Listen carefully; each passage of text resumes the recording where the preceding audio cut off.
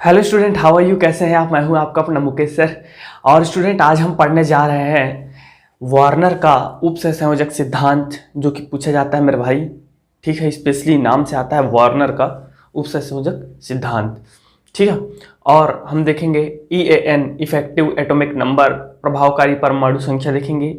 ठीक है, वार्नर के सिद्धांत को पूरी तरीके से एनालिसिस करेंगे। उसका वो जो संरचना दिया है प्राथमिक द्वितीयक संयोजकताओं के बारे में पूरा अच्छे से बताएंगे, आपको स्पेशल लिखाएंगे। ठीक है, और इससे पहले मैं एक निवेदन करना चाहता हूं, यदि आप IUPAC नाम, संकुलों का और संकुल क्या है नहीं जानते तो प्लीज़ प्रीवियस क्लास अटेंड कीजिए, समझ में आ जाएगा एकदम सरल तरीके से IUPAC नेम। ठीक है, तो लेट्स स्टार्ट। आज हम करने जा रहे हैं क्या चीज़? उपसहसंयोजक बंध सिद्धांत।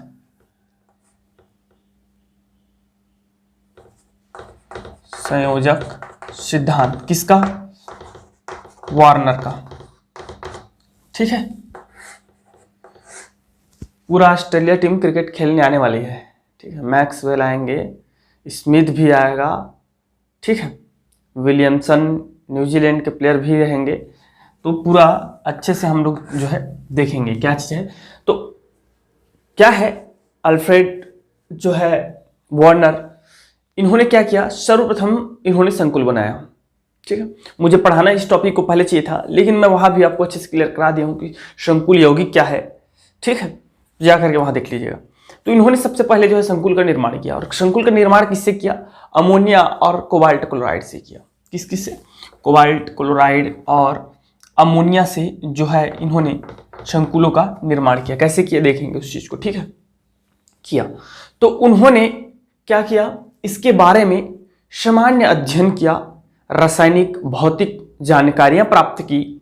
ठीक है, जिसमें इन्होंने उसके चालकता को आकलन किया, उसका रंग कैसा है, उसका नाम दिया, उसका रासायनिक सूत्र दिया, उसमें सिल्वर नाइट्रेट मिला करके देखा। सिल्वर नाइट्रेट मिला करके देखा तो कुछ मात्रा में सिल्वर क्लोराइड जो है अवक्षेपित हो रहा है। ठीक है जी, इन सब के बारे में इन्होंने जानकारी दिया। और सबसे महत्वपूर्ण जानकारी ये दी कि संकुलों का केंद्रीय धातु आयन जो होता है हमारा, इसके यहाँ कोबाल्ट है ना। तो कोबाल्ट का, और हम लोग बहुत सारा ले सकते हैं, जैसे कि पोटेशियम फेरोसाइनेट है। ठीक है, पोटेशियम फेरोसाइनेट है। तो यहाँ क्या है? फेरस है हमारा केंद्रीय धातु आयन। तो इसका दो प्रकार की जो है क्या पाई जाती है? संयोजकता पाई जाती है, प्राथमिक संयोजकता, द्वितीयक संयोजकता। इन सभी चीजों के बारे में उन्होंने एक टेबल भी बनाया, जिसमें व्याख्या की, उसके बाद जो है सिद्धांत दिया, प्राथमिक द्वितीयक संयोजकता के सिद्धांत। तो वो सिद्धांत आते हैं, ये ज्यादातर नहीं आता, थोड़ा सा आपको थ्योरी लिखना है, ये सब चीजों जो अभी मैं बोल रहा हूं। ठीक है, तो चलिए देखते हैं एक सारणी जिसमें इन्होंने बहुत कुछ जानकारियां हमको दी है। तो उन्होंने एक सारणी दिया स्टूडेंट, उसमें सारणी में क्या था? कुछ ऐसा था, देखिए क्या सूत्र, संकुल सूत्र,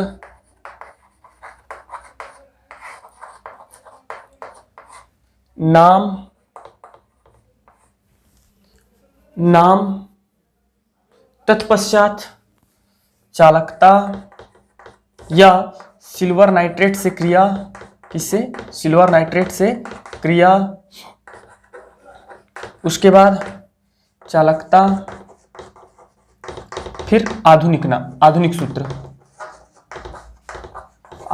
सूत्र। तो ये नहीं आता है, लेकिन थोड़ा सा देख लेना है, जान लेना है। ठीक है, आता नहीं है, सूत्र है, नाम है। तो सबसे पहले जब इन्होंने कोबाल्टिक क्लोराइड का अमोनिया के साथ क्रिया कराया तो इनको कुछ ऐसा मिला, कोबाल्टिक क्लोराइड का अमोनिया के साथ। ठीक है जी, Cl3 6NH3 इस प्रकार का मिला। इसका जो रंग था डियर स्टूडेंट, रंग था वह था नारंगी। इसका रंग क्या था? नारंगी। यहाँ पे मैं रंग लिखना भूल गया हूँ यार, नाम लिख दिया हूँ, रंग लिखना भूल गया हूँ, है ना। थोड़ा सा रंग के लिए जगह बनाओ भैया, रंग, लेकिन जगह थोड़ा कम हो गया। सिल्वर नाइट्रेट से क्रिया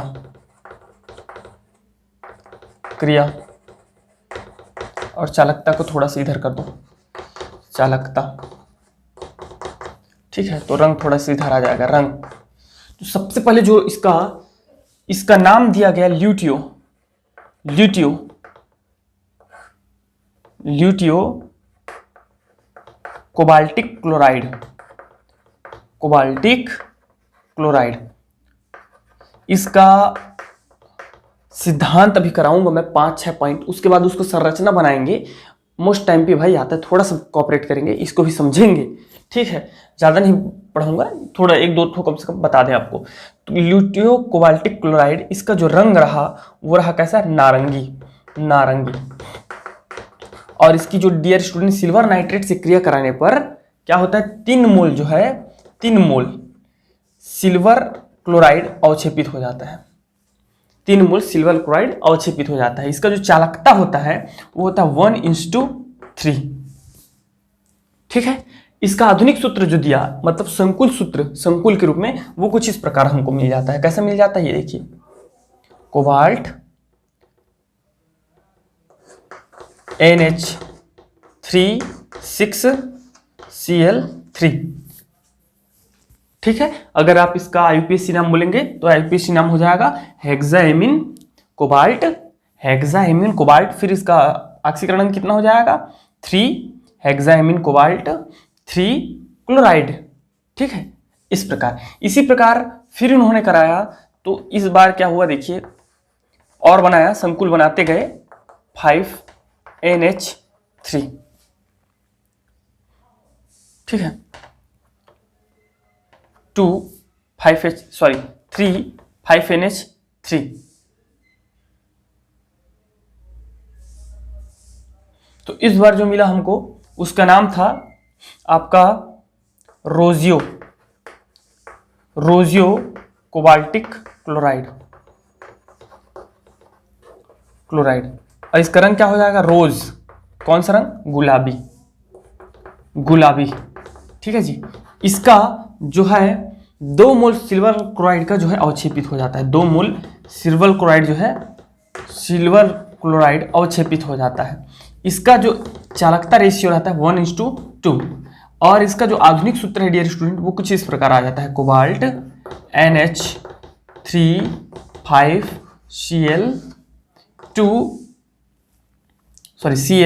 Cl2 इस प्रकार से। अब इसका आईयूपीएसी नाम क्या हो जाएगा, हेक्साएमिन क्लोरो कोबाल्ट, क्लोरो कोबाल्ट उधर जाएगा 3 क्लोराइड।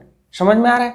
तो इस प्रकार जो है उन्होंने क्या किया, एक टेबल दिया, उसके बारे में जानकारियां दी। उन्होंने जो जो संकुल बनाया, क्योंकि सर्वप्रथम संकुल उन्होंने ही बनाया था, उसके बाद तो फिर ढेर सारे संकुल बनने स्टार्ट हो गए, ठीक है। एक आंकड़ा और देखें, चलिए देखते हैं तीसरा, 4NH3। चलो 2 ठो देख लेते हैं यार, सीधा सीधा एक साथ, 3NH3, और एक खत्म भी हो जाता है यहाँ पे, ठीक है। तो ये हो जाता है डियर स्टूडेंट प्रेशियो कोबाल्टिक क्लोराइड, ठीक है, कोबाल्टिक क्लोराइड आप लोग पूरा लिख लेंगे ऐसा, क्लोराइड। और इसका रंग होता है हरा, ठीक है।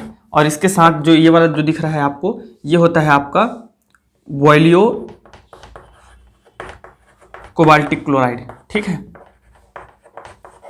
और इसका रंग होता है वायलेट, वॉयलियो मतलब वायलेट अर्थात जामुनी, ठीक है ये। और इसमें हमारा होता है 1 मोल, अगर हम इसको जब सिल्वर नाइट्रेट मिलाते हैं तो 1 मोल जो है सिल्वर क्लोराइड का अवक्षेपण हो जाता है। यहाँ भी 1 मोल जो है सिल्वर क्लोराइड का अवक्षेपण हो जाता है। रेशियो रहता है, जो चालकता रेशियो, कंडक्टेंस रेशियो रहता है वो 1:1 रहता है। इसका जो सूत्र हो जाएगा, आधुनिक सूत्र, वो कुछ इस प्रकार हो जाएगा, देखिए NH3 आप एक ठो अंदर लेते आइए, तो ये कितना हो जाएगा, अब 2 हो जाएगा, है ना। और ये कितना हो जाएगा, 1 हो जाएगा सिंगल। यहाँ से 1, देखो यहाँ पहले 1 आया, फिर अब 2 आ गया, अब यहाँ कितना आ जाएगा, 3 आ जाएगा। तीनों के तीनों कहाँ आ जाएंगे, अंदर आ जाएंगे। तो यहाँ कितना था जी, 5, ये 4, ये देखो ना 4 ठो है ना, 4, ठीक है। अब यहाँ कितना हो, यहाँ कितना 3, तो ये 3 हो जाएगा, और तीनों की तीनों अंदर आ जाएंगे। इससे जानकारियाँ मिलेंगे अंदर भाई, देखना क्या जानकारियाँ मिल रही है आपको, इससे जानकारियाँ मिलेंगी। कई बुक्स में यहाँ पे एक चीज़ संशोधन किया जाता है। क्या संशोधन किया जाता है, जैसे कि यहाँ देखिए भाई, ये 5 हो गया, तो एक संयोजकता का अनकम्प्लीट है तो वो H2O रहेगा। यहाँ 2 ठो कम है तो यहाँ 2H2O रहेगा। यहाँ 3 कंप्लीट है तो 3H2O रहेगा। तो आप चाहो तो ऐसे भी लिख सकते हैं, लेकिन कंपलसरी नहीं है, ठीक है। यहाँ आपका देखिए यही अंदर आ गया ना, तो इसके साथ में H2O एक ठो, इसके साथ में 2 ठो H2O, 2H2O, इसके साथ में 3 ठो H2O, ऐसा भी लिखा रहता है, ठीक है। लेकिन ये जरूरी नहीं है, आप इतना भी लिखोगे तो भी सही है। समझ में आ गया। तो ये उन्होंने कुछ जो है क्या बनाया, संकुल बनाया। अब देखते हैं हम लोग प्राथमिक संयोजकता और द्वितीयक संयोजकता क्या है। बेहतरीन है यार सिद्धांत इसका, ठीक है। सिद्धांत से बहुत जानकारी मिलती है।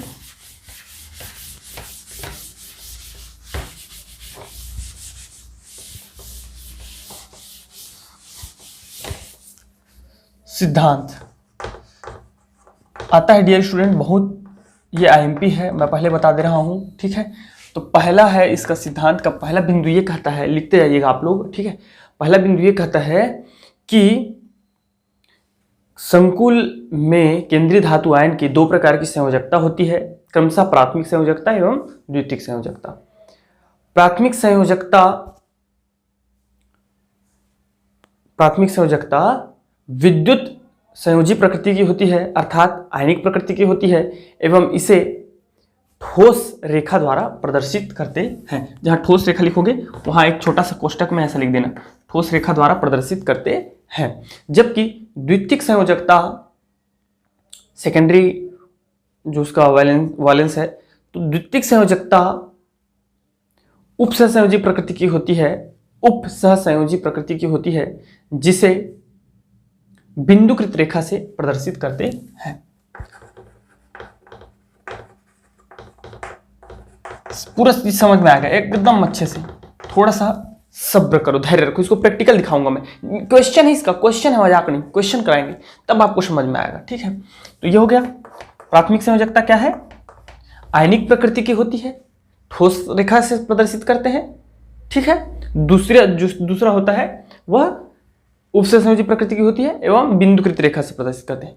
दूसरा लिखेंगे, केंद्रीय धातु आयन में अपने दोनों प्रकार की संयोजकताओं को संतुष्ट करने की प्रबल प्रवृत्ति होती है।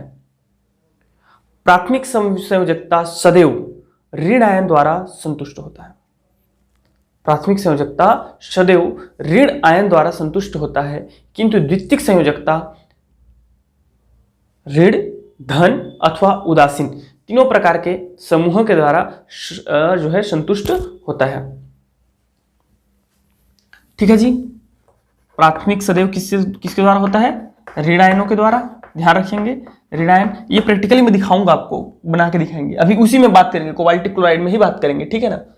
ऋण आयन द्वारा संतुष्ट होता है, जबकि द्वितीयक संयोजकता हमारा किसका होता है, ऋण आयन, धन आयन एवं उदासीन।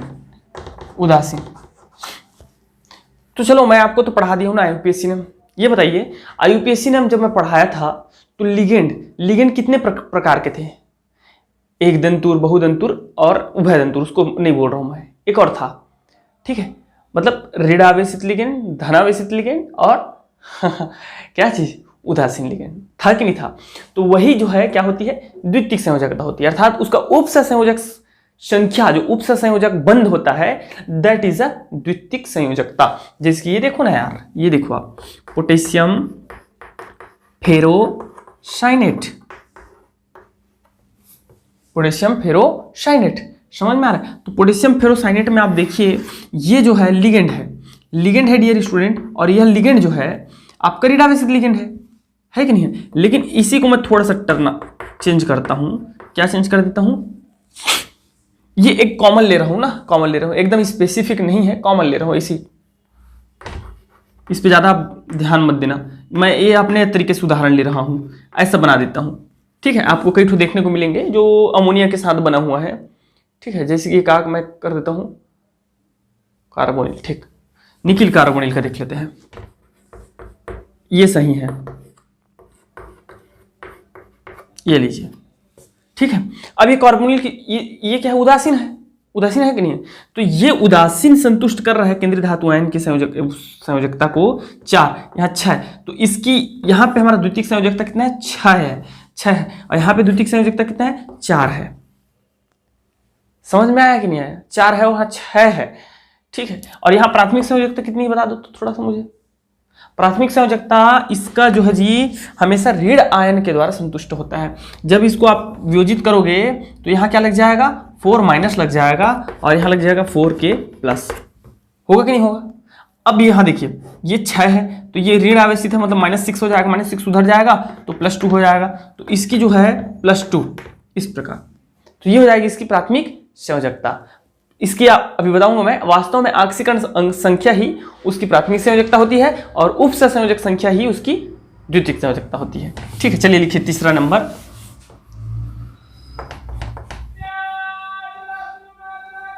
तो क्या लिखना है आपको कि संकुल में केंद्रीय धातु आयन की आक्सीकरण संख्या ही उसकी आक्सीकरण अवस्था या आक्सीकरण संख्या ही उसकी प्राथमिक संयोजकता होती है। प्राथमिक संयोजकता, ठीक है। क्या चीज? आक्सीकरण अवस्था या संख्या ही उसकी क्या होती है? प्राथमिक संयोजकता, ठीक है। और उसका उपसंयोजन क्षमता,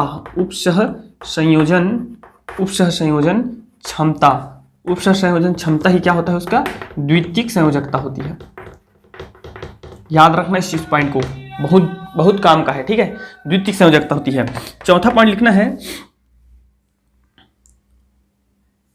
प्राथमिक संयोजकता। देखिए केंद्रीय धातु आयन की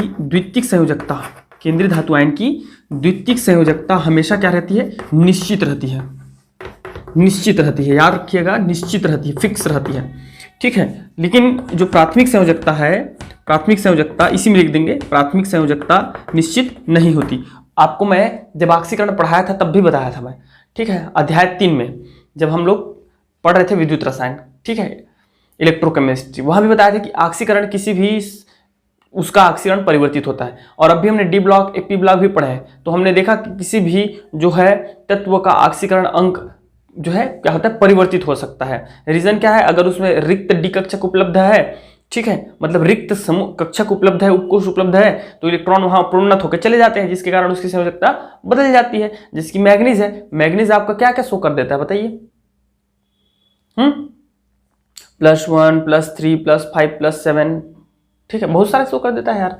तो इस प्रकार प्राथमिक संयोजकता क्या होती है? अनिश्चित होती है।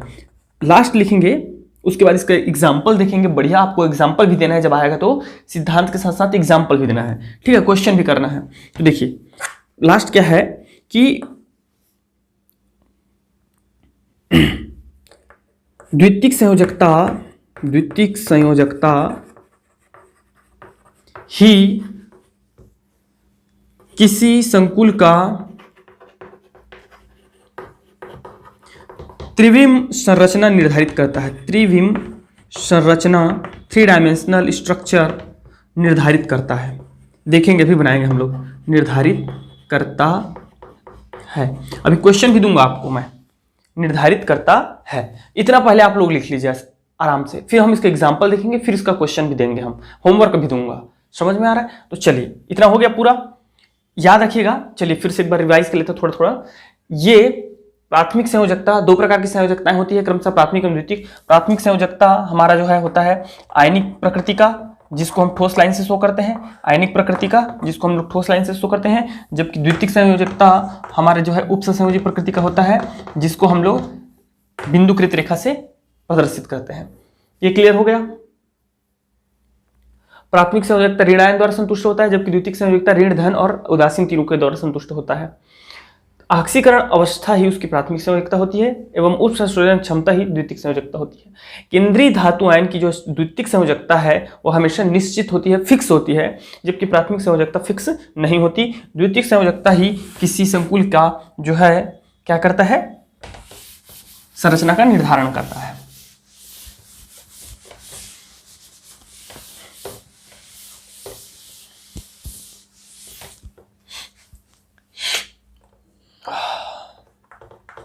Ml4n+- देख लीजिए, मतलब 4 लिगेंड वाला कोई केंद्रीय धातु आयन है, तब इसमें 2 प्रकार की संरचना पाई जाएगी। संरचना भी बनाना है, तो संरचना के लिए देख रहे हैं इसको हम लोग। sp3। तो जब sp3 संकरण होगा तो उसकी जो संरचना होगी वो कुछ इस प्रकार का हो जाएगा, m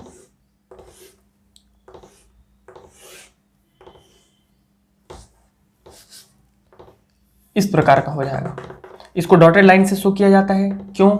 क्योंकि ये कौन सा आपका संयोजकता है? द्वितीयक संयोजकता है, और यही क्या कर रहा है? इसकी ज्यामिति का निर्धारण कर रहा है। ये देखिए, ठीक है जी। L for ligand, L for ligand and M for central metal, केंद्रीय धातु आयन। लिख लेंगे यहाँ पे L फॉर लिगेंड और M फॉर केंद्रीय धातु आयन, केंद्रीय धातु, ठीक है। तो इस प्रकार यदि sp संकरण है, अगर Ml4 टाइप का है, बनाना पड़ेगा, अभी आपको आएगा, ठीक है। इसके बाद जब हम समावयवता के बाद फिर हम पढ़ेंगे बंधन, ठीक है, वहाँ संयोजकता बंध सिद्धांत पढ़ेंगे, फिर क्रिस्टल क्षेत्र सिद्धांत पढ़ेंगे, 2 सिद्धांत पढ़ाएंगे हम आपको, तो वहाँ फिर आपको ये सब बनाना पड़ेगा। तो अभी से इसको सीख लीजिए। तो इस प्रकार ये है डियर स्टूडेंट इसकी सेकेंडरी संयोजकता, और ये जो है इसकी क्या है? प्राइमरी संयोजकता, ठीक है। इसी प्रकार यदि ये sp3 संकरण रहेगा तब तो ये हो जाएगा। 4 जब रहता है तो sp3 संकरण हो सकता है, एक, और ये 3 4 हो गया, ठीक है। दूसरा हो सकता है क्या चीज? sp2d संकरण हो सकता है।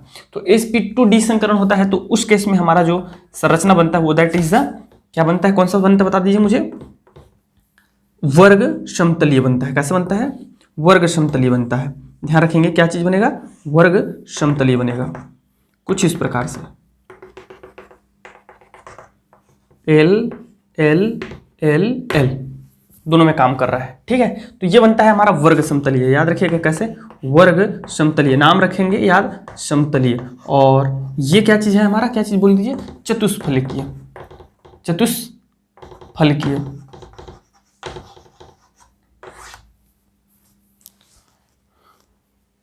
ठीक है। अब यदि डियर स्टूडेंट हमारा आता है ML6N+- प्रकार का, यदि आपका क्या है? संकुल है, तब के केस में हमारा 2 प्रकार का संकरण हो सकता है। sp3 6 है ना, 3 4 हो गया, D2, या आपका होता है D2sp3। इस प्रकार का संकरण पाया जाता है। तो इसके केस में हमारा जो संरचना बनेगा वो बनता है अष्टफलकीय। कैसा बनता है? अष्टफलकीय बनता है।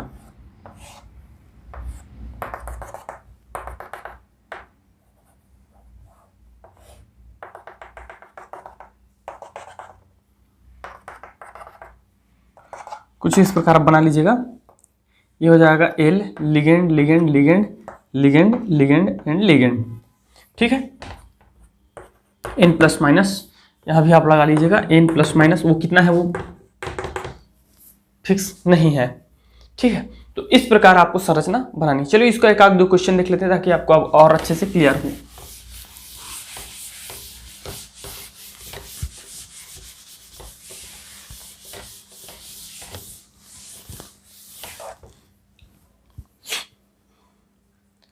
निम्नलिखित संकुल में वार्नर सिद्धांत की व्याख्या कीजिए। जब ऐसा क्वेश्चन आता है तो आपको क्या क्या बताना है मैं बता रहा हूं आपको, ठीक है। जैसे कि मुझे दे रखा है, पहला दे रखा है कोबाल्टिक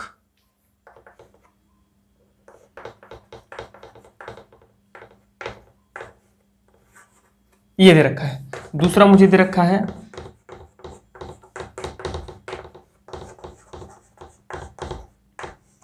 ये दे रखा है, और एक आठ मैं दे दूंगा आपको, ठीक है। तो इसमें आपको क्या क्या बताना रहता है सुनिए ध्यान से। सबसे पहले बताना है आपको प्राथमिक संयोजकता। प्राथमिक संयोजकता, तो प्राथमिक संयोजकता कैसे बता सकते हैं? 2 तरीका है प्राथमिक संयोजकता बताने के, 2 तरीका। कैसे कैसे? एक है मेरे भाई सुनो क्या, सिंपली इसमें देख लीजिए क्लोरीन मतलब ऋण आयन, कितने ऋण आयन के द्वारा संतुष्ट हो रहा है? केंद्रीय धातु आयन 3, दिख रहा है कि नहीं दिख रहा है?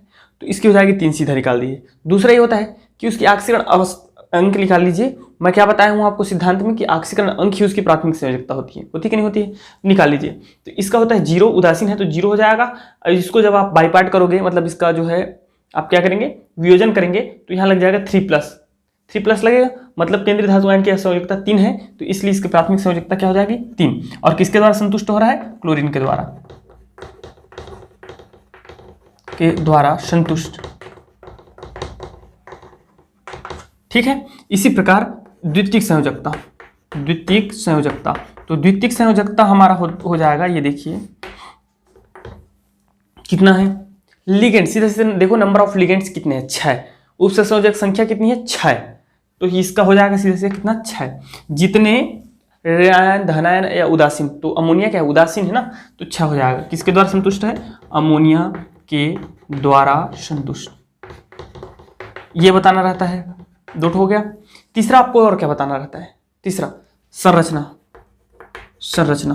तो इसकी संरचना क्या हो जाएगी, संरचना हो जाएगा डियर स्टूडेंट हमारा क्या चीज, अष्टफलकीय, क्योंकि देखिए कितना है, अष्टफलकीय हो जाएगी। ठीक है, तो आपको इसका संरचना बना देना है। कैसे बन जाएगा भैया इसका संरचना, ये देखिए बीच में सेंटर मेटल क्या है, कोबाल्ट है, cobalt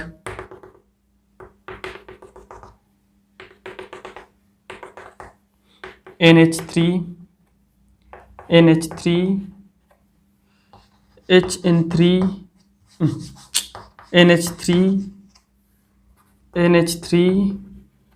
and there is H3N H3N, और कोबाल्ट यहाँ कितना दे रखा है हमको, संयोजकता कितनी दे रखी है, 3+। तो इस प्रकार ये जो है अष्टफलकीय संरचना, ऐसे आपको जो है इसकी जो है व्याख्या करनी है। समझ में आ गया। और आप जो है उसका जो है क्या करेंगे, उसको बनाएंगे और नीचे डिस्क्रिप्शन बॉक्स में हमारा व्हाट्सएप नंबर दिया हुआ है, वहां पे जाकर के सेंड कर देंगे। ये आपका होमवर्क है। ठीक है, चलिए देखते हैं EAN, महत्वपूर्ण एक टॉपिक।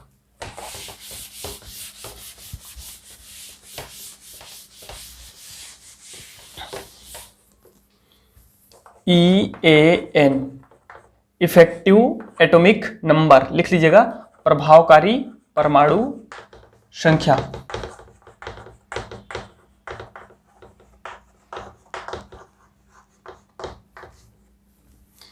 लिखेंगे EAN, एरो करके लिखेंगे, डेफिनेशन लिख लीजिए, प्रभावकारी परमाणु संख्या केंद्रीय धातु आयन में उपस्थित इलेक्ट्रॉनों की संख्या और लिगेंड द्वारा प्रदान किए गए इलेक्ट्रॉनों की संख्या की योग के बराबर होता है, और यह सदैव समीपवर्ती अक्रिय गैस के परमाणु संख्या की बराबर अथवा सन्निकट प्राप्त होता है। बस इतना लिखना है। ठीक है, तो EAN is equal to number of electrons having a center metal plus number of electrons donated by ligands। आप ऐसे लिख लीजिए, केंद्रीय धातु आयन में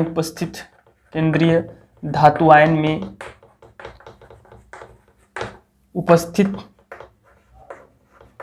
इलेक्ट्रॉन प्लस किसमें, लिगेंड द्वारा दिया गया इलेक्ट्रॉन। समझ में आ गया। चलिए देखते हैं, इसका एग्जांपल देख लेते हैं, फिर मैं आपको होमवर्क भी दे दूंगा। जो हमारा फेवरेट है उसी को देखते हैं, पोटेशियम फेरोसाइनेट। आप इसके लिए आपको कुछ कार्य करना पड़ेगा, इतना आसान नहीं है, थोड़ा सा कठिन भी नहीं है आसान भी नहीं है।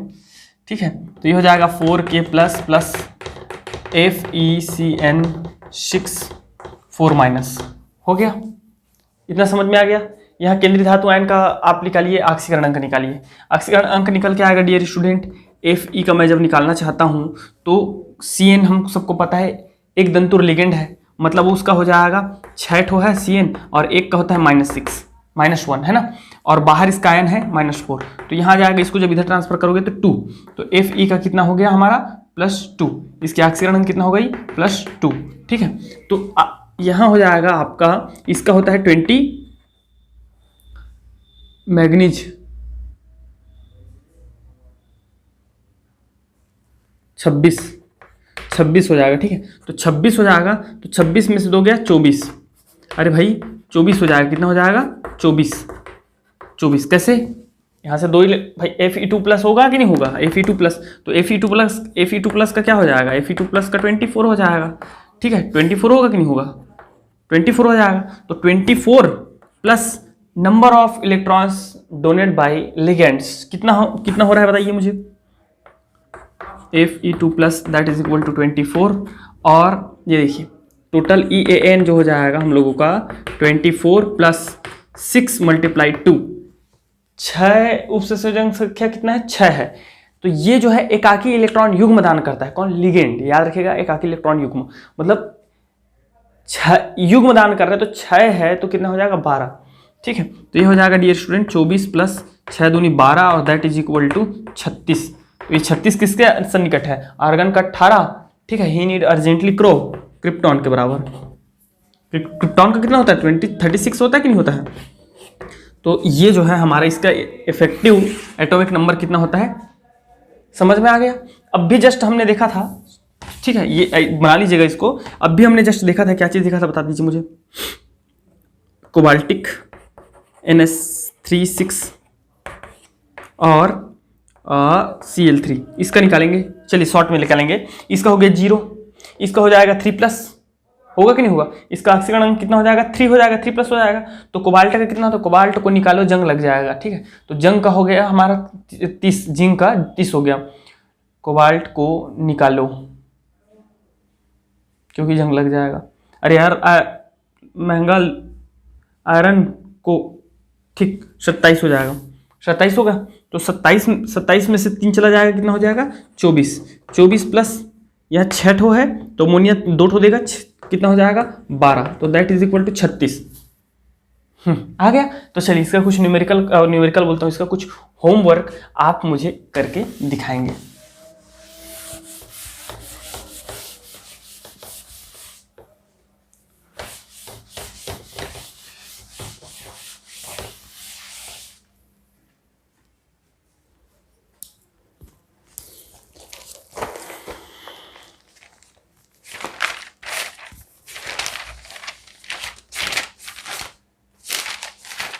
यस इधर है, चलिए देखते हैं क्या है। इसको आप लोग बना के दिखाएंगे मुझे, होमवर्क है आपके लिए, ठीक है। पहला क्वेश्चन दे रखा है मुझे, हाइड्रोजन हेक्साक्लोरोप्लेटिनेट, इसका निकालिएगा, ठीक। दूसरा हमको दे रखा है डियर क्या चीज, पोटेशियम टेट्राआइडोमर्क्यूरेट, इसका निकाल के दिखाइएगा मुझे। थर्ड दे रखा है क्या चीज,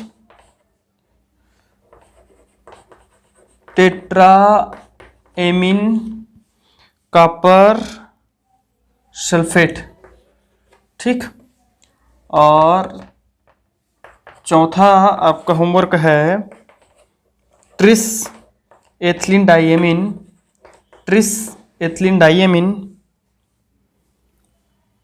कोबाल्ट 2+, इसमें आयन के फॉर्म में दिया हुआ है। तो आप इसको इसी प्रकार सॉल्व करेंगे। और कहाँ सेंड करना है भैया, नीचे डिस्क्रिप्शन बॉक्स में व्हाट्सएप नंबर दिया है, वहाँ जा करके आप क्या कर दीजिएगा, सेंड कर दीजिएगा। तो आज के क्लास में बस इतना ही डियर स्टूडेंट। इसके बाद हमारा जो नेक्स्ट क्लास रहेगा, नेक्स्ट क्लास हम लोग पढ़ेंगे क्या चीज़, समवायता, आइसोमेरिज्म, बेहतरीन समवायता है यहाँ, वो आपका 11वीं जैसा नहीं है, ठीक है। नाव समवायता नहीं पढ़ेंगे, हाँ हम लोग यहाँ पढ़ेंगे 6 समवायता। और डेफिनेटली वहाँ मैं बता रहा हूँ आपको, एकदम इतना MP है वो, 6 है ना, 2 आता है, 2 आता है। अगर 3 नंबर का क्वेश्चन आया तो 2 आएगा। तो उसमें करना क्या रहता है, आपको 2 लाइन में समवायता लिखना पड़ता है, ठीक है। आयनन समवायता, हाइड्रेट समवायता, बहुलीकरण समवायता, ठीक है। 6 है, बताएंगे आपको, आराम से चर्चा करेंगे। और उसका हमको एग्जाम्पल लिखना एकदम कंपलसरी है, एग्जाम्पल के बिना नंबर नहीं मिलता वहाँ, ठीक है। तो वो हम लोग पढ़ने वाले हैं कल, ठीक है। तो thank you very much and best of luck.